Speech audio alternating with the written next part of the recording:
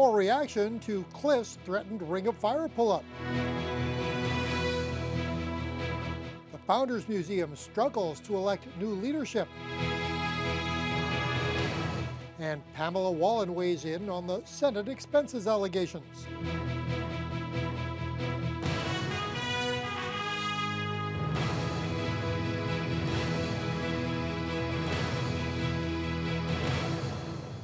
Good evening and thank you for joining us. The chief of the Martin Falls First Nation is speaking out on the threatened pullout from the Ring of Fire by Cliffs Natural Resources. Eli Muniz says he is taking the threat seriously, and he's blaming rival company KWG Resources for the stalemate over an access route to the remote site. Meanwhile, the president of KWG addressed the dispute today on the Business News Network. Jonathan Wilson reports.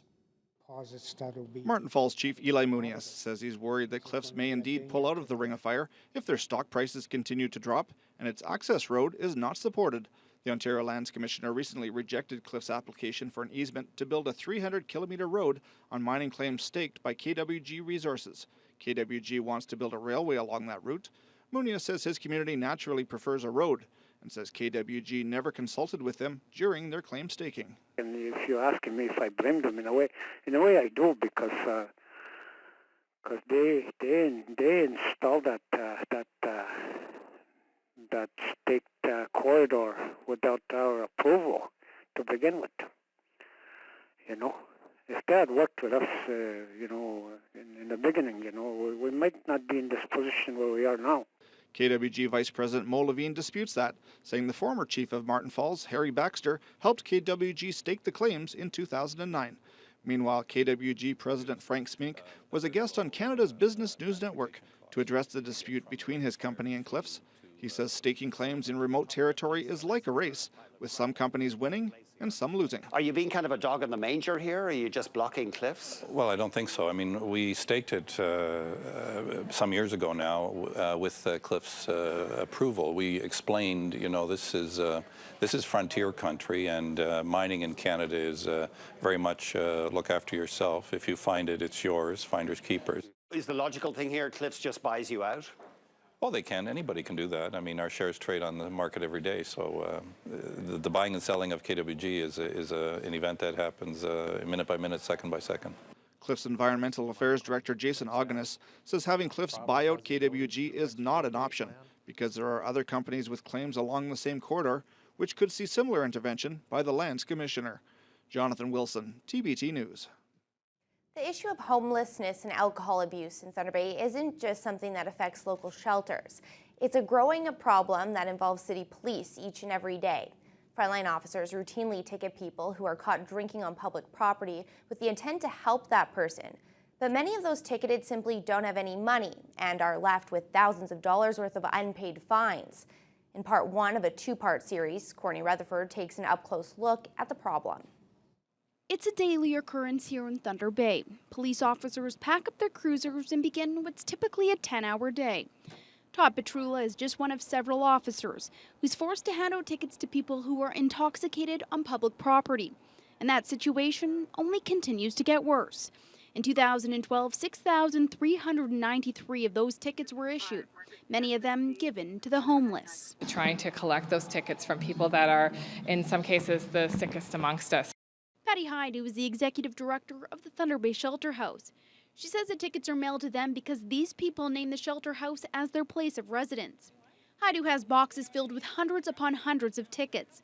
She says her clients who continually rack them up have severe mental health and addiction issues and have no capacity to stop drinking or to pay those fines. It's certainly not serving as a deterrent, which is, in my mind, what it likely was set up as years and years ago. And also it's creating, for those people that are able to move forward, it's creating a mountain of debt that they then need to either get forgiven or to deal with at some point in their recovery. Hadu says that some of her clients have so many tickets their fines are now well into the thousands. She says this appears to be a very costly response and has her wondering how much money is actually spent on an administrative response that's more of a social problem. I guess it depends on what the system is for and what the situation is. Every situation is different. Julie Tilbury is a constable with the Thunder Bay Police. She says for them to effect an arrest is something they must do, as well as issue tickets. but it all comes down to the discretion of the officer. We are being able to keep stats as to what the issues are going on in our community. And number two, we are able to issue a ticket to someone, and if it's that person who wants to pay that ticket and is going to take the responsibility, and maybe it'll be the wake-up call to maybe change how they're dealing with things and what they're doing out in public, maybe that's the one step that is going to help them. For a certain part of our population, it's going to make no difference. Their issues and substance abuse problems that they have are going to continue to direct the way they live their lives. Mayor Keith Hobbs knows the situation firsthand. As a former police officer, he says the policy when ticketing and arresting people has changed over the years.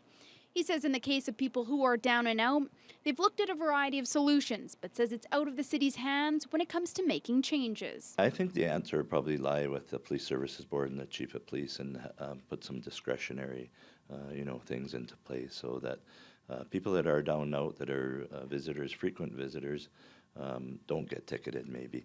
In part 2 of this report, we'll talk to other local officials dealing with this problem and the aftermath of dealing with thousands of dollars in unpaid fines. Courtney Rutherford, TBT News. Controversy is swirling around a struggling Thunder Bay tourist attraction. It's regarding the Founders Museum and the election of its new board of directors. The museum on Highway 61 was forced to close early this summer due to financial problems and a lack of volunteers. And because of a lingering debt, the future of the facility has been put in question. Last night, the membership with Founders tried again to elect a new interim board, but just like a similar election last month, questions still remain over the legality of those votes.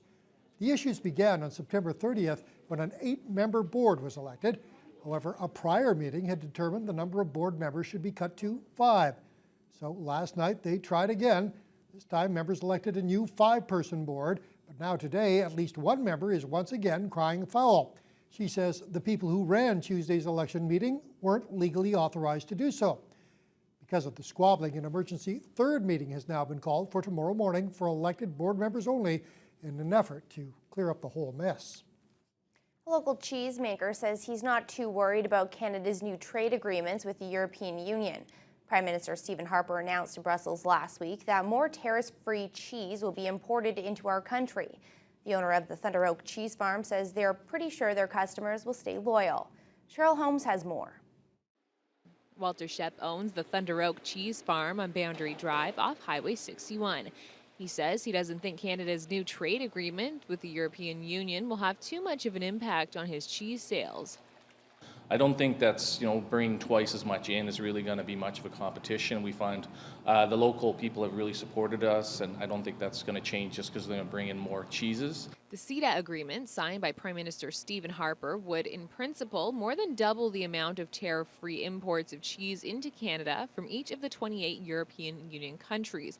Shep says he thinks that would affect artisan and specialty cheesemakers in places like Quebec more. I think the biggest one that wants to bring in cheese is the companies from France, and they want to bring in their fine cheeses, and I know Quebec is quite upset about that. Shep says his company produces about 800 kilograms of cheese a week. 90% of that is sold in Thunder Bay. We're an on-farm operation, so that means we use milk only from our farm, on-site farm here. And we process it right from start to finish. We only use feed from our own cows. Thunder Oak then pasteurizes the milk, turns it into cheese, and sells it at their new storefront location, which they recently opened just down the road. They're expecting to be able to produce and sell more cheese in the new building. In 1 or 2 years, that will be the only Thunder Oak Cheese Farm location once the company completes their transition. By that time, the CETA agreement will likely be finalized. It's currently only in place in principle. Between now and then, things could change. Cheryl Holmes, TBT News. Lakehead University is building bridges with a neighboring college in southern Ontario. Today, LU President Brian Stevenson signed a memorandum of understanding marking a new partnership with Georgian College. Both schools have a campus in Orillia.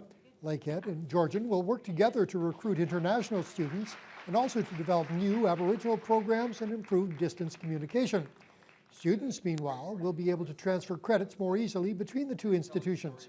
Georgian President Marilyn West Moynes calls Lakehead an ideal partner. You only want to partner with institutions that share values and the high standards that you have for students. So that's number one. And I'm confident that Lakehead achieves that standard. We know that students want to have more choices. We know that they want to be able to transfer credits more between college and universities. The time and the expense that they put into their studies has to be able to be as transferable as possible. Lakehead has had a similar partnership in place with Confederation College for several decades. OPP and Hearst have charged a 31-year-old Ottawa man after finding 1 kilogram of cocaine in a vehicle involved in a fatal accident.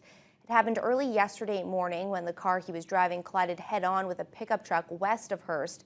Both drivers suffered minor injuries. The passenger in the car with the accused, a 31-year-old Ottawa man, died of his injuries. Highway 11 between Hearst and Long Lac was shut down for 9 hours while police investigated the accident. The provincial government is considering changes to make penalties tougher for distracted drivers. A spokesperson for Transportation Minister Glenn Murray says the Liberals are looking at legislation that would deduct demerit points from motorists caught talking on the phone or texting while driving. But he says, contrary to some recent media reports, there are no current plans to introduce the changes.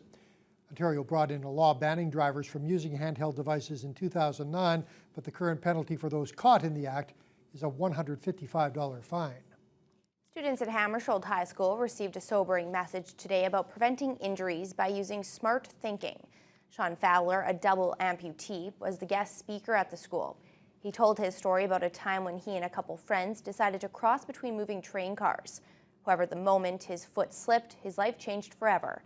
He lost his left arm and leg and spent several years learning to adapt to his permanent injuries. Fowler wants to share his story with students to show them that incidents like these can happen to anyone. How I use my experiences to relate to the kids is, well, first of all, I'm only 25. I'm only, 6-7 years out of high school myself, so it's easy for me to relate to the youth.